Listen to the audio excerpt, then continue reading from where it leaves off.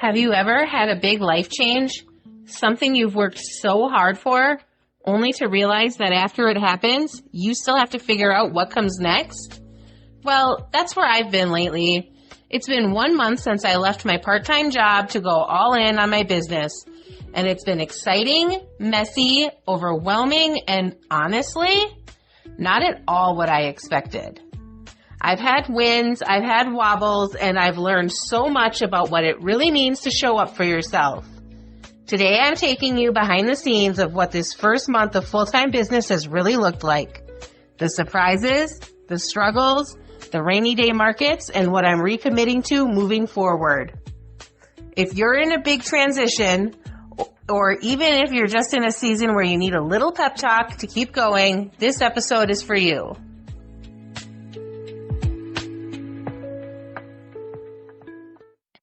Hey there, I'm Cassandra, your host and the creative heart behind Pretty Pineapple Bead.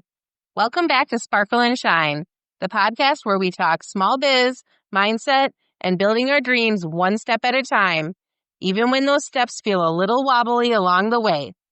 Let's get into this 1 month check-in and talk about what's really been going on behind the scenes. So let's rewind. My very first day as a full-time business owner, it was a Saturday. And honestly, I didn't do very much. I thought I'd hit the ground running. I thought I'd wake up and suddenly feel like this super productive CEO with a perfectly organized calendar. Yeah, spoiler alert, I didn't. What actually happened? I fumbled my way through some content planning for Pretty Pineapple Bead and the podcast, but I didn't have a routine, and I definitely didn't have a solid plan. The biggest surprise this month has been just how easy it is to get distracted, especially working from home. Facebook Reels, puzzle games, and even random chores around the house. It's wild how the day can disappear if I'm not super intentional. I mean, there were entire days where I caught myself scrolling, looking up and realizing it was hours later. And that's why I set up app timers for my social media. 90 minutes a day for Facebook and Instagram. It's not perfect, but I can honestly say it's helping. The first couple of days, I hit my limit quickly, but I also started checking big things off my list. I finally switched out my old broken sandbags for my market tent, which I had been putting off for way too long. And even though my social media content hasn't been super consistent lately, I have been rocking my Sunday email habit. I've sent an email every single week for Pretty Pineapple Bead, and that's something I'm pretty proud of. And speaking of proud moments, I started booking DIY Bead Bar parties. My goal was to book 2 parties in July, and I've already hit that. It's such a good feeling to see something you've dreamed about actually happening. One moment that really stands out from this last month was a rainy day market that I had. The weather was awful leading up to the event, and I had so much anxiety about whether I should bring my full booth setup or just scale way back and bring just the bead bar. My husband, bless him, made the executive decision to pack everything into the car.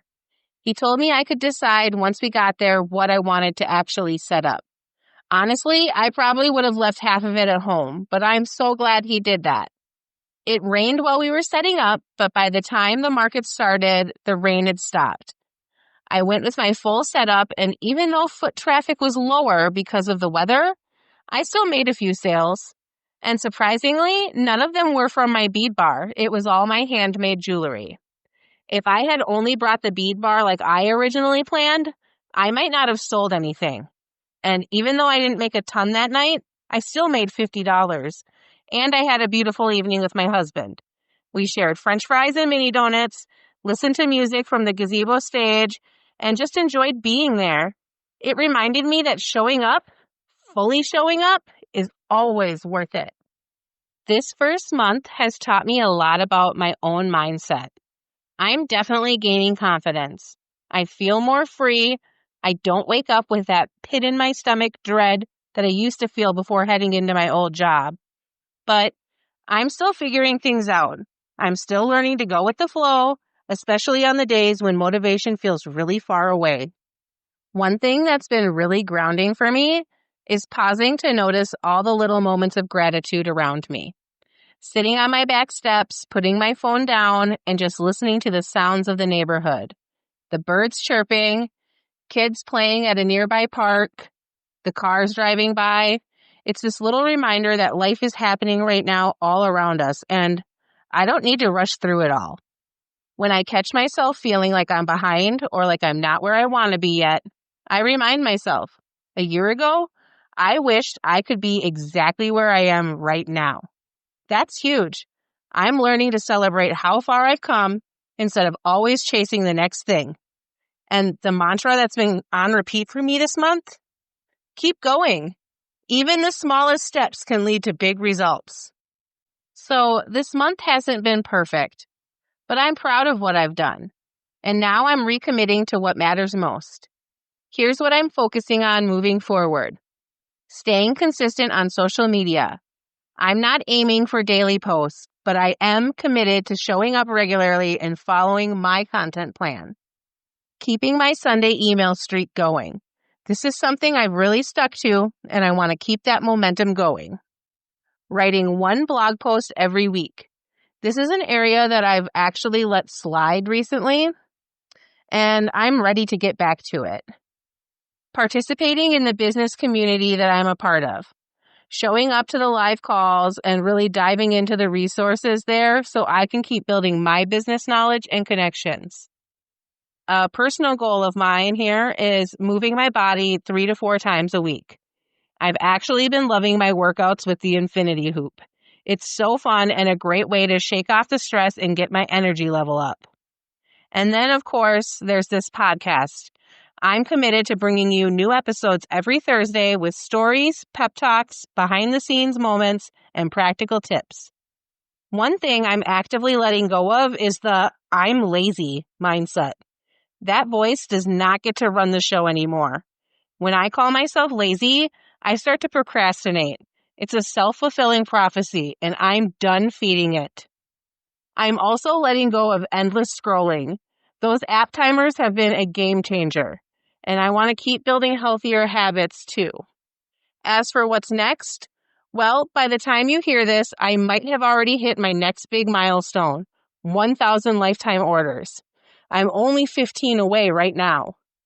Pretty Pineapple Bead's 8-year anniversary is also coming up, and I'm gearing up for my annual sale. And this podcast, well, we've crossed 150 downloads now, so I'm aiming for 250 next. That's a lot to look forward to. If you're in a season where you feel like you're not where you want to be yet, please remember, you're farther along than you think. There's a past version of you who would be so proud of where you are right now. Keep going. Recommit to your goals. And don't forget to pause and celebrate the progress you've already made. Your challenge this week is to recommit. Write down your July goals and then DM me a photo of your goals or tag me at Sparkle and Shine Podcast. I would love to cheer you on. And if you have any questions or topics you want to hear about on the podcast, send me a DM. I want this to be a space where we can grow together.